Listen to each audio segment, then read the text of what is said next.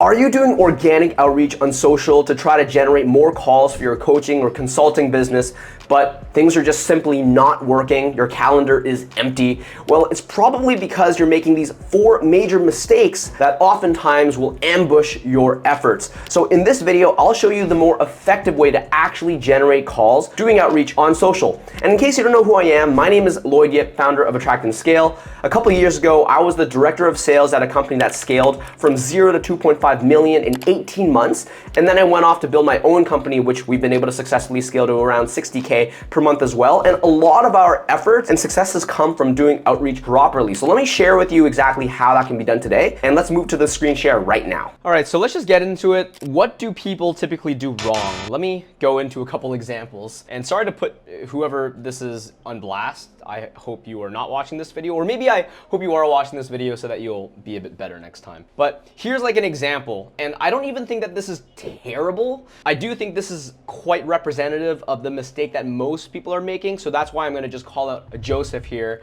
who essentially just pitches me right out of the gate with no sort of setup, with zero qualification, without knowing anything about me. And I understand that this used to work incredibly well over email, on LinkedIn, on various social platforms. For years, if you just cold pitched someone, they would typically at least give you some level of conversion rate, which say if you sent out 100 messages a day, you'd get some responses. But these days, because people are so skeptical, because people have gotten so many cold pitches over various channels, and because they've often been even burned in the past by having bought things from these people who are cold pitching them and it having not worked out, it's very hard now to actually be able to get a response if you just send a cold pitch like this, right? Really, especially when it comes to social platforms, these platforms are much better to actually have dialogue, to actually qualify people and have rapport built on the conversations over the DMs. And that's the beautiful thing about LinkedIn or Instagram, because you can actually talk to people in the DMs. It's not like email, where you have to just pitch, because realistically, you're not gonna have a back and forth conversation. So if this is the inappropriate way to do things, if this is coming so cold that people are generally speaking just gonna ignore this out of the gate, then what should you do instead? So here's an example actually of us having a LinkedIn conversation, and you can do this not just on LinkedIn, but really on any social platform, where we actually have a back and forth conversation, where we're willing to spend the time to build rapport, where we ask some questions to try to understand what are their goals, what are their pains, and if we actually find out that their issues are in line with what it is that we can fix, then we're gonna try to book the meeting, right? So here's an example, right? We message Emma, we ask her like what made her wanna connect, and then we start asking about like what she's selling. We start asking about which channel she's actually utilizing for her own lead generation, while all still being very conversational and friendly and wanting to build rapport so that they don't just ignore us out of the gate. And eventually we start even figuring out what her pain points are, right? I'm not gonna make you read this entire conversation, but like we start asking, like, do you have a team of setters? Are you automating some of this, or are you doing this totally manually? And eventually we've gotten to the point where she's actually kind of interested in what our program is. Like, is this a service that you offer? Like, how do you actually run this? And once she has a little bit of interest, we have our foot in the door, we have our hook. So this is when we're gonna start explaining a little bit more about what it is that we do, and then suggesting her to jump on a call. So would this be interesting to chat more about? Yes, I'd be pretty keen to learn more about it. If you've got good setters writing these messages to me, then it's a good system. Exactly, that's kind of our system in action, right? Because we help customers build setting teams that can deploy a lot of this outreach. So eventually we send her a calendar booking link and she books the call. It's actually funny here because she's talking about the fact that, hey, whoever's managing this conversation here is very good, and they are very good, right? They have to be very good if they're gonna be able to get people who don't know us at all to book a meeting. And in fact, the person who's managing my conversation is someone who's named Levon. And the reason why it's scalable is because she can really match my tone of voice. She can overcome objections, she can have good conversations, and she could obviously convince people to jump on a call, but at scale, since I don't need to be directly tied in here. So this is something that blows Emma's mind as well. She's really into it. She's into the idea that you can scale outbound and not have CEO be the one who's involved. So this is like an example of a much more conversational way of managing your outbound messaging. Now, another mistake that people often make is that they don't deploy content, right? Like whether it be Joseph here with this pretty rudimentary pitch first message, or you can go much worse, right? Like here's Paul like this message is really bad. Look at this. Just like, give me a call at my number about insurance. I don't even know why they would message me. I'm totally not a good fit.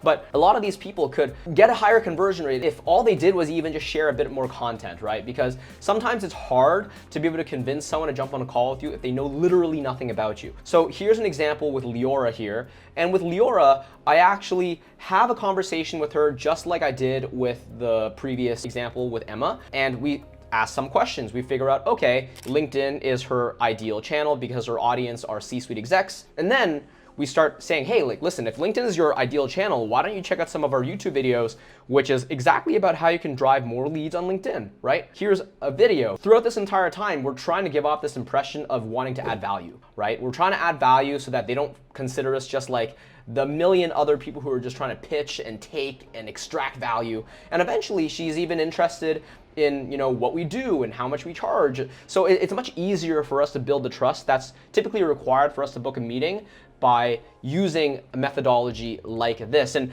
this works for LinkedIn, this works for Instagram. I would say all the channels, you want to have a more conversational approach where you're wanting to add value and drive people to, you know, assets that actually can make them feel as though you're an expert at what you do. So that's the next thing. Now, the next issues that I want to talk about here, and there's two more problems primarily. There's two more problems. And we already spoke about some of them, but let me paint a picture as to why a lot of the times people are unable to make outreach in general work. One of the reasons why is because their outreach is still very dependent on themselves, right? So you have a call here and you're trying to DM people into a call, of course, or you're trying to email them or message them. Essentially, you're trying to pitch them on some medium or another. So this is you managing all of the DMs into calls. So inherently, the problem with this is that you can't scale it because you can only send out so many messages every single day.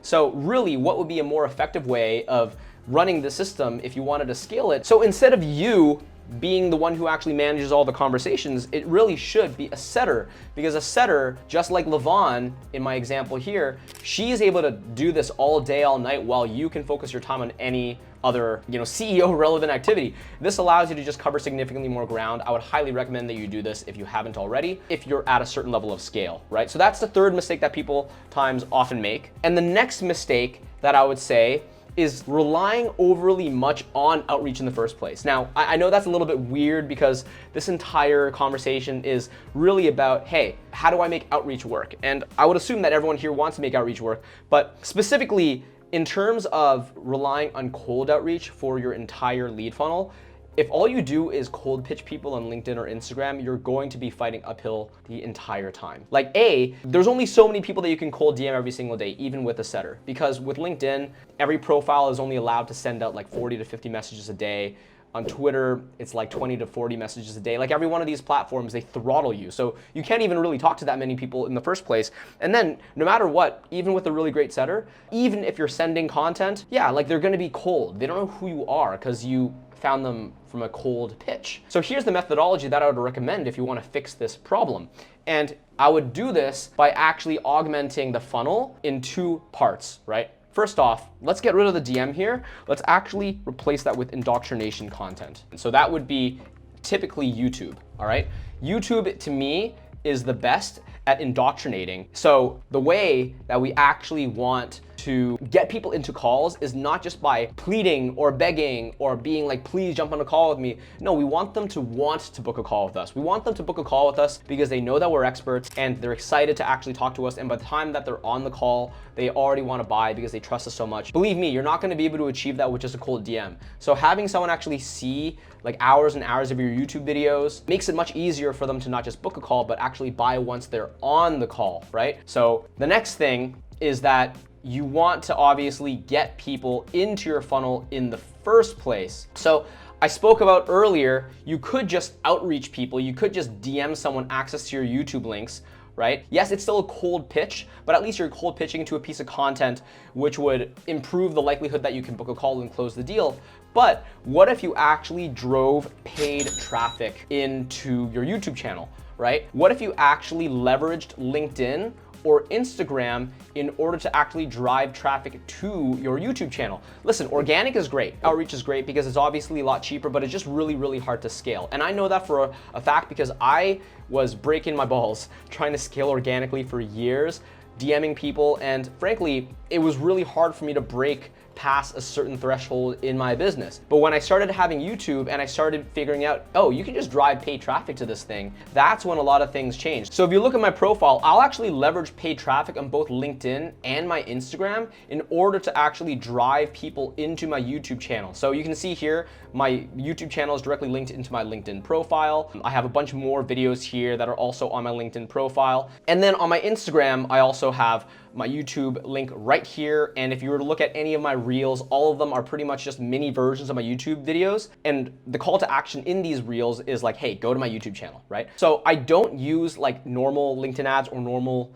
Instagram ads. I'm not trying to push people with paid ads into like my website where they fill out some sort of like email form, right? No, I'm just telling people to follow me on LinkedIn or to follow me on Instagram. I'm essentially running ads to tell people, hey, if you are a coach, consultant, agency owner, and you're doing between 5 to 25K per month and you're looking to scale up with systems and processes, then just follow me on LinkedIn, follow me on Instagram, and just go through all of my content. It's gonna be valuable. As soon as I get them to actually follow me, they're inherently gonna be funneled to my YouTube channel from either LinkedIn or Instagram. And now they're gonna be able to see all this content, not just on my social platform here, but also on YouTube.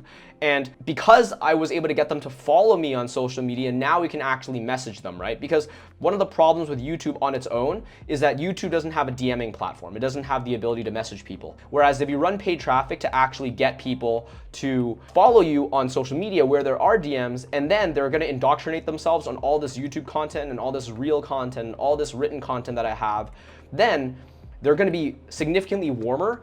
And in the messages, we can have our setters obviously talk to them and get them to finally book a call. So now it becomes a much warmer conversation to have, right? Now, when we're having a DM conversation here, it's coming from a place where they already trust us rather than it being a totally cold conversation, which is what was happening before, right? If you recall, the original methodology was just cold outreaching someone into a call. Whereas now, if we have our traffic actually coming from paid and they're now getting warmed up here, and we're only DMing them after we're warm, then our setters, or yourself really, will have a much easier chance of actually converting them into a call compared to a cold person.